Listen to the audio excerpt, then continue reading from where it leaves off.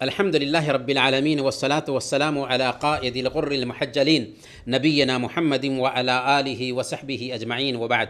پیارے بھائیوں اور دینی بہنوں، السلام علیکم ورحمۃ اللہ وبرکاتہ۔ ہادہ طریقی مائی پاتھ کے اس کلاس میں آپ سب کا استقبال ہے، اور آج ہم پڑھیں گے کتابوں پر ایمان۔ ایمان کے پیلرز میں سے، ایمان کے ارکان میں سے ایک اہم رکن ہے کتابوں پر ایمان لانا۔ کتابوں پر ایمان لانے کا کیا مطلب ہوتا ہے؟ کتابوں پر ایمان لانے کا مطلب یہ ہے کہ اللہ تعالیٰ نے انسانوں کے مارگدرشن کے لیے جن نبیوں اور رسولوں کو بھیجا، ان کے ذریعہ کتابیں بھی اتاری۔ ان کی روشنی میں انسانوں کو صحیح راستہ دکھایا گیا۔ ان کتابوں میں سے سب سے آخری کتاب قرآن کریم ہے۔ یہ کتاب آخری نبی محمد صلی اللہ علیہ وسلم پر اتری، اور تورات ہے جو حضرت موسیٰ علیہ السلام پر اتری، انجیل ہے جو حضرت عیسیٰ علیہ السلام پر اتری، اور زبور ہے جو حضرت داؤد علیہ السلام پر اتری۔ اسی طریقے سے حضرت ابراہیم علیہ السلام اور حضرت موسیٰ علیہ السلام کے صحیفے بھی ہیں۔ قرآن کریم کے علاوہ پچھلی ساری کتابوں کے بارے میں ہمارا ایمان اور ہماری آستھا یہ ہونا چاہیے کہ ان کتابوں میں جو آدیش تھے، جو حکم تھے، وہ وقتی تھے، خاص قوم کے لیے تھے، اور ان کتابوں کی حفاظت کی ذمہ داری بھی اللہ تعالیٰ نے نہیں لی تھی، بلکہ انہی لوگوں کے سپرد کر دی تھی جن کے بیچ وہ کتابیں اتری تھیں۔ قرآن نے اس کی وضاحت کی، سورہ المائدہ آیت نمبر 44، بِمَا اسْتُحْفِظُوا مِنْ کِتَابِ اللَّهِ وَكَانُوا عَلَيْهِ شُهَدَاءَ، کیونکہ انہیں اللہ کی کتاب کی حفاظت کا حکم دیا گیا تھا اور وہ اس پر اقراری گواہ تھے۔ اور اللہ تعالیٰ نے ہمیں یہ بھی بتا دیا کہ انہوں نے حفاظت کی ذمہ داری تو لے لی، لیکن وہ حفاظت نہ کر سکے، بلکہ ان کتابوں میں تبدیلی کر ڈالی، اور وہ کتابیں اپنی اصلی شکل میں باقی نہیں رہیں۔ اللہ تعالیٰ نے فرمایا سورہ البقرہ آیت نمبر 79، فَوَيْلٌ لِّلَّذِينَ يَكْتُبُونَ الْكِتَابَ بِأَيْدِيهِمْ ثُمَّ يَقُولُونَ هَذَا مِنْ عِنْدِ اللَّهِ لِيَشْتَرُوا بِهِ ثَمَنًا قَلِيلًا۔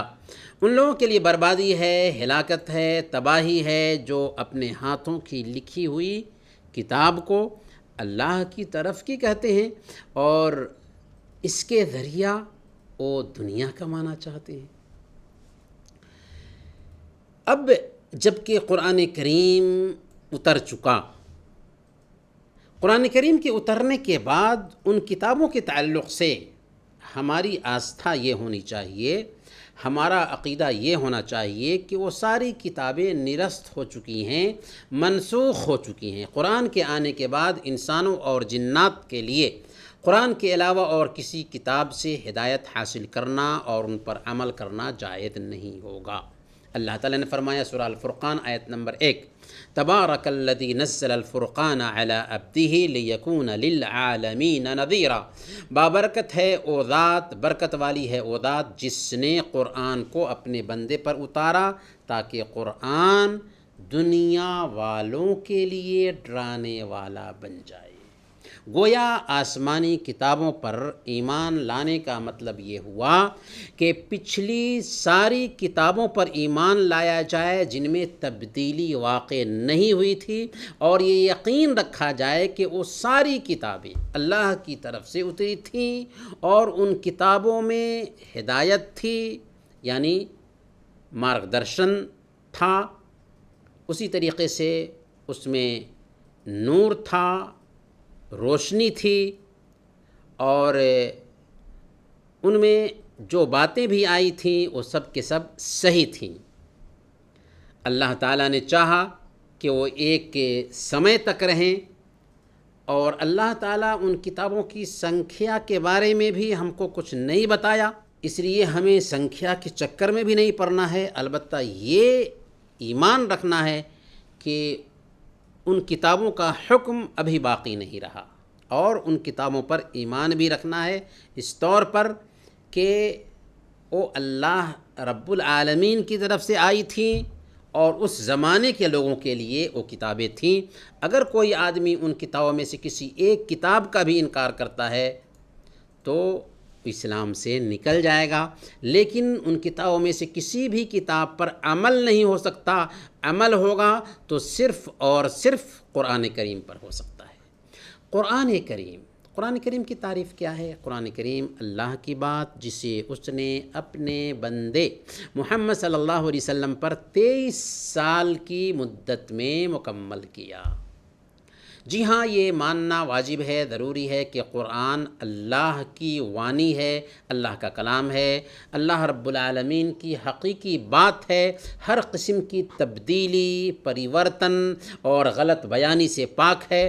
قرآن کریم کی حفاظت کی ذمہ داری خود اللہ تعالیٰ نے لے رکھی ہے، چنانچہ اللہ تعالیٰ نے فرمایا سورہ الحجر آیت نمبر 9، اِنَّا نَحْنُ نَزَّلْنَا الذِّكْرَ وَإِنَّا لَهُ لَحَافِظُونَ، ہم نے ہی قرآن کو اتارا ہے اور ہم ہی اس کی حفاظت کرنے والے ہیں۔ یہ اللہ کے نبی صلی اللہ علیہ وسلم کا معجزہ بھی ہے، چمتکار ہے، جس کے ذریعہ عربوں کو، جنہیں اپنی زبان پر گرو تھا، ناز تھا، فخر تھا، انہیں چنوتی دی تھی، چیلنج دیا تھا کہ اس کے جیسے ایک آیت ہی بنا کر پیش کر دیں، لیکن آج تک وہ اس سے عاجز ہیں، قاصر ہیں۔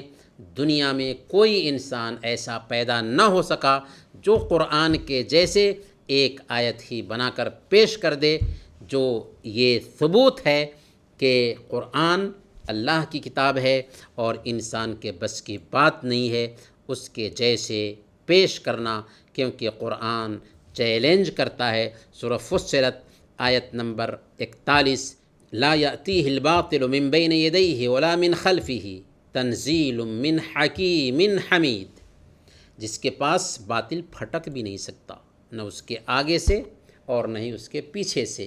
یہ کتاب ہے اتاری ہوئی حکمتوں والے، خوبیوں والے اللہ کی طرف سے۔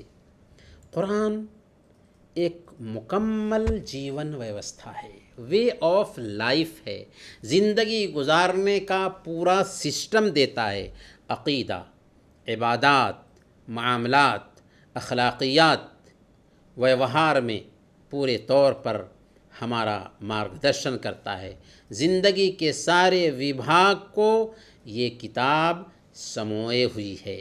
قرآن کریم ایک مکمل اور محفوظ کتاب ہے، سرکشت کتاب ہے۔ یہ کتاب ہر زمانہ اور ہر جگہ کے لیے بالکل مناسب، ماڈرن اور اپ ٹو ڈیٹ ہے۔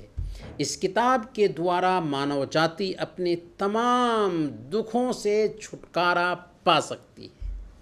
قرآن کریم کے پرتی ہماری ذمہ داری یہ بنتی ہے کہ ہم قرآن کریم سے محبت کریں، اس کا سمان کریں، کیونکہ یہ کتاب اللہ رب العالمین کی بات ہے جو ہمارے گھروں میں موجود ہے۔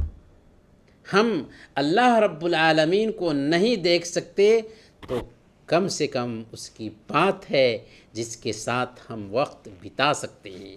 عربی زبان میں قرآن کریم کو پڑھنا سیکھیں، اس کے مفہوم کو سمجھیں، اس کی شکچھاؤں کے مطابق اپنے آپ کو ڈھالنے کی کوشش کریں۔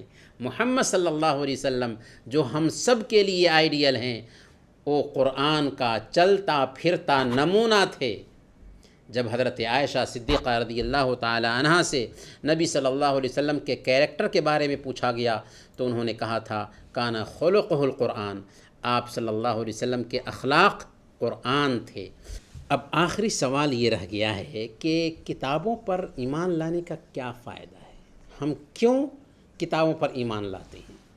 تو اس سے ہمیں سب سے پہلے نمبر پر اللہ رب العالمین کی دیالوتا سمجھ میں آتی ہے کہ اس نے بندوں کو الٹپ نہیں چھوڑ دیا کہ جیسے چاہیں وہ جیون بتائیں، بلکہ اس نے انسانوں کے مارگدرشن کے لیے کتابیں اتاری۔ ان میں انسانوں کے دنیا اور آخرت کی بھلائی کا سامان رکھ دیا۔ دوسرے نمبر پر ہمیں ان کتابوں کے ذریعہ یہ گیان بھی ہوتا ہے، یہ علم بھی ہوتا ہے کہ اللہ تعالیٰ نے ہر سمودائے کو، ہر قوم کو اتنا ہی ڈوز دیا جتنے کی وہ طاقت رکھتی تھی۔ ہر قوم کے لیے ایسی شریعت اتاری جو ان کے سوبھاؤ اور بدھی سے اس زمانے میں میل کھاتی تھی۔ اور تیسرے نمبر پر ان کتابوں کے اوترن پر، ان کتابوں کے اتارنے پر اللہ رب العالمین کا شکر بھی ادا کرنا چاہیے بندوں کو کہ اللہ نے انسانوں کی ہدایت کے لیے یہ کتابیں اتاری جس میں انسانوں کی دنیا اور اس کی آخرت دونوں کی بھلائی کا سامان موجود ہے۔ اس مہان اپکار پر بندے کو ہر وقت اللہ رب العالمین کا شکر گزار بندہ بن کر کے رہنا چاہیے۔ تو یہ کچھ باتیں تھیں کتابوں پر ایمان کے تعلق سے۔ اب آئیے آج کے سوال کی طرف۔ کتابوں پر ایمان کے بارے میں یہ جو پاٹھ ہے، اس پاٹھ کا سارانش بیان کیجیے۔ انہی کچھ باتوں کے ساتھ آج کی اس درس کو ہم لگام دیتے ہیں۔ اگلے درس میں پھر ملیں گے، تب تک کے لیے اجازت دیجیے۔ وصلی اللہ علی نبینا محمد وعلی آلہ وصحبہ اجمعین۔